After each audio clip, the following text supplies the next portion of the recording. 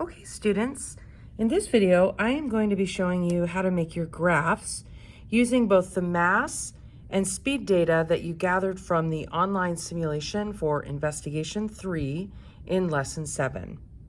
So I have my data next to me, and I'm going to use the data from my mass data chart to graph on my mass graph. To do that, I want to first notice where my independent variable is. So we do that in orange. There's our independent variable. And then we have our dependent variable, which we highlight in blue. And if I look over here, my independent variable is the kinetic energy on the cart. And my independent variable is the mass, and my dependent variable is our kinetic energy. The other thing I need to do is notice the scale of this graph. So it's a little bit misleading because each one of these hash marks along the bottom is a value of 1, whereas on the side, each of the little hash marks is a value of 10. And so the data is going to look pretty small for our mass graph. We are not going to go anywhere over 100 units for our kinetic energy. Our top is 80. So our entire graph is going to be down in this section here. The way I do this is I look at my independent variable and then the corresponding dependent variable. Because these values are so small, I'm actually going to just start at number 2.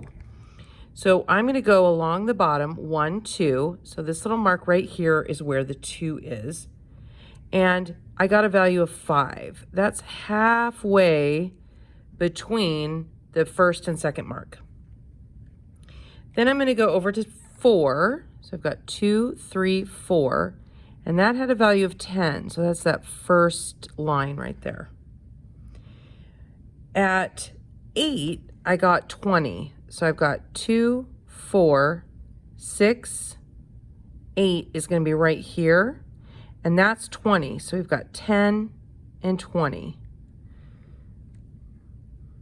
At 12, so here's 10, 11, 12, I got a value of 30.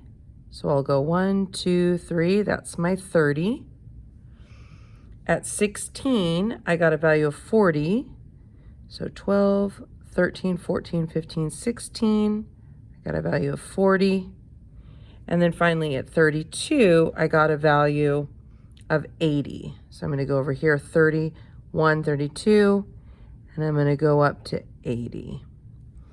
I can now see the points on my graph, and I could use a calculator to connect these points. What do you notice about the line? Did I say a calculator? I meant to say a ruler.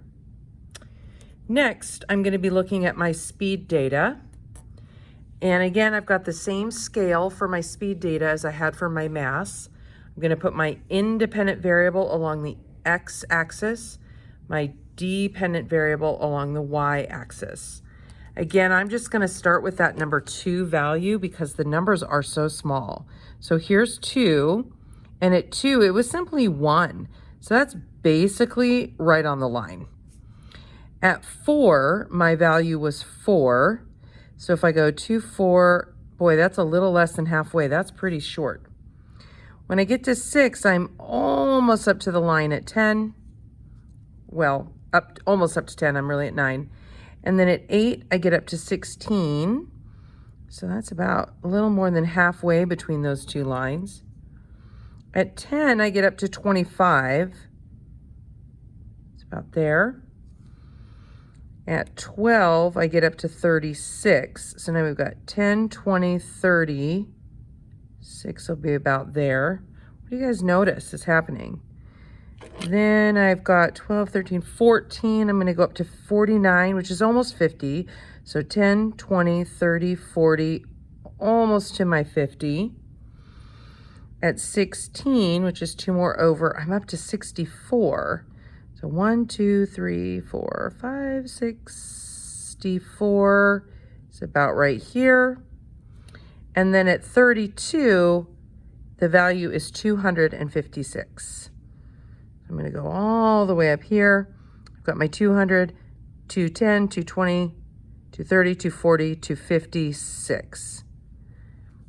Okay, and so we start getting a very different looking graph. So we've got that line. And then I'm going to try to freehand this. You should really use a ruler. You're going to see this is not going to be perfect. But we're not aiming for perfection. We just want to get the general idea. So now I've got my mass graph and I've got my my speed graph. And I can compare and see how these graphs look different.